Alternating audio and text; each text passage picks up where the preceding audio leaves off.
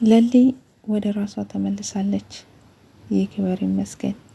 አደይ ቀጣይ ክፍል። ለሊ ወደ መስታወስ ተመልሳለች። ከስንት ከረጅም ጊዜ በኋላ ዶክተሩን ኤላ እያለች ስትጠራ ነበር። አደይን ደግሞ መምሯ። ባቡሬንም ረስታ ነበር። አብሮ እንደነበሩ አደይ ማን እንደሆነች ብቻ ሁሉንም ረስታቸው ነበር። እያንዳንዱ ቤተሰቦቿን፣ እናቷን፣ አባቷን ናፈቁኝ እያለች ስትናገር ቆይታለች። ቤዛ የራሷን ስራ ሰርታ ሄዳለች። ነገር ግን ቤዛና ፍቅር ነገሮቹን ወደ አደይ ለማምጣት እየሰሩ ይገኛሉ። ምናልባት ለሊ ራሷን በሳተችበት ጊዜ አደይ ቦታ አልነበረችም። ምናልባት ይህ ምስክር ይሆናታል። በእርግጥ አደይ ቦታ ላይ እንኳን ብትሆን አደይ ይሄን ነገር እንደማታደርግ ሁሉም ሰው ይመሰክራል። ቤዛና ፍቅር የሚያስቡት ሀሳብ ግን ከንቱ ነው። የሌለ ነገር ብር ለማግኘት ብቻ፣ ገንዘብ ለማግኘት ብቻ ቤዛ ወስዳ የሆነ ሰው ላይ ታሳብባለች። ምናልባት አቤን አሳልፋ ለመስጠትም እየሰራች ነው። ወይንም ከአቤ ጥቅም ለማግኘት ትፈልጋለች። ምናልባት አደይ አቤ ሲያሳድደው ገጀራው ስላየች የአቤ ነገርም በቅርቡ ይፈታል ብዬ አስባለሁ። እሱም ወደ ውጭ ሳይሰደድ፣ ምክንያቱም ገጀራ ነው እያሳደደ ያለ። ባቡሬ ይሄንም ከሰማ ደግሞ ጥንቃቄ ሰጥቶታል ለገጀራ። የኔ የሆነውን ሁሉ እንዳትነካብኝ፣ እኔ የምወዳቸውና እኔ የሚፈልጋቸውን ሰዎች አትንካ፣ ከዙራቸው ራቅ ብሎታል። ስለዚህ ገጀራ ባቡሬ ይሄንን ከሰማ ገጀራ የመጨረሻው ይመስለኛል።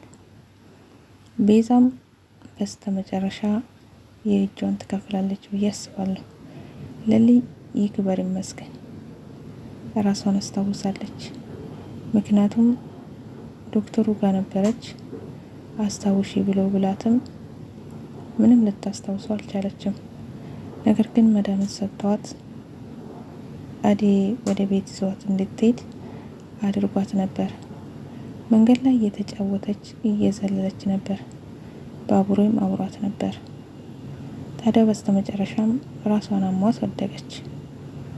የተወሰነ ደቂቃዎች ቆይታ ስትነቃ ባቡሬና አደይ ናች ከጎኗ ያሉት። ታዲያ እሷም ባቡሬን ቤኪ እያለች ትጠራ ነበር። እንዲሁም ቀና ብላ ባቡሬ ስታየው ደነገጠች። ቤኪ ብላ ጠራችው። ባቡሬን በጣም ደነገጠ። በድንጋጤም ደስ ብሎታል። አደይ ወደ ራሷ ተመልሳለች በማለት በጣም ደስ ብሎታል ባቡሬ። እንዲሁም ዞር ብላ ስታይ አደይ አጠገቧ ናት። አደይ ብላ ጠራቻት። በጣም ተገረሙ፣ ደስም አላቸው። ምናልባት ቀጣይ ክፍል ላይ ለሊ በደንብ ነቅታ ሁሉንም አስታውሳ ወደ ራሷ ተመልሳ የሆነችውን ሙሉ ምናልባት መድኃኒቱን ውጣ ራሷን ስትስት ያኔ ካስታወሰች ከዛ በኋላ የሆነውን ሁሉ ምናልባት ለሊ አታስታውስም። አደይ ግን እያንዳንዷ ትነግራታለች። ባቡሬም እንደዛው። ለማንኛውም ለሊ ወደ ራሷ ስለተመለሰች እና ወደ ራሷ ስለመጣች በጣም ደስ ብሎኛል። ይክበር ይመስገን። ባቡሬ በጣም መልካም ሰውና እውነተኛ ሰው ነው። ምክንያቱም ለሊ እንደዚህ ስትታመም አንተ ማነህ አልወድህም ራቀኝ ብትለው እንኳን አንድም ቀን ርቋት አያውቅም። ገጀራ እንደዛ ሲያሳድዳት እየተከተላት እየመለሳት እየጠበቃት ዛሬ ደርሰዋል። ታዲያ ለሊ ከዳነች በኋላ ለባቡሬ ምላሿ ምን ይሆን? በነገራችን ላይ ለሊ እየተሻላት ነው፣ ህመሟን በጣም እየቀነሰላት ነው ብለዋል ዶክተሩ። ስለዚህ በደስታ ባቡሬና ለሊ አንድ ላይ ይሆናሉ ብዬ አስባለሁ። ዴቭ እና የአዴ ቤተሰቦች አልፈቀዱላትም። ምናልባት ዴቭ በጣም አዝነዋል። እናትየውም እነሱ እምቢ ካሉ ምን ታደርጋለህ? ወደ ሀገር ተመለሰ ምና ብለዋለች። ዴቭም በዚህ ሁኔታ አዴን ትቼ መውጣት አልችልም፣ ስለዚህ መቆየት አለብኝ በማለት ለእናትየው መልስ ሰጥቷል። እናትየው ማዝናለች። ታዲያ ለሊን ከተሻላት አዴም የራሷን ውሳኔ ትወስናለች። ምናልባት ገጀራው እንዲሁም ቤዛ ለአዴ እንቅፋት ካላስቀመጡ በስተቀር ምናልባት አዴም የራሷን ውሳኔ ወስና ከዴቭ ጋር የምትሆንበት ጊዜ ቅርብ ነው። ወይንም ዴቭ ይቸኩላል። በችኩልና አዴን እንዳያጣት ፈርቻለሁ። ምክንያቱም በጣም ይቸኩላል። ውሳኔ ለመወሰንም ደቂቃዎች አይፈጁትም።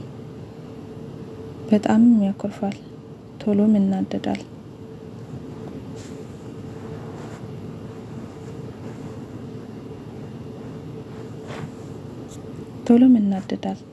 ንዴቱም ወደው ይወርድለታል።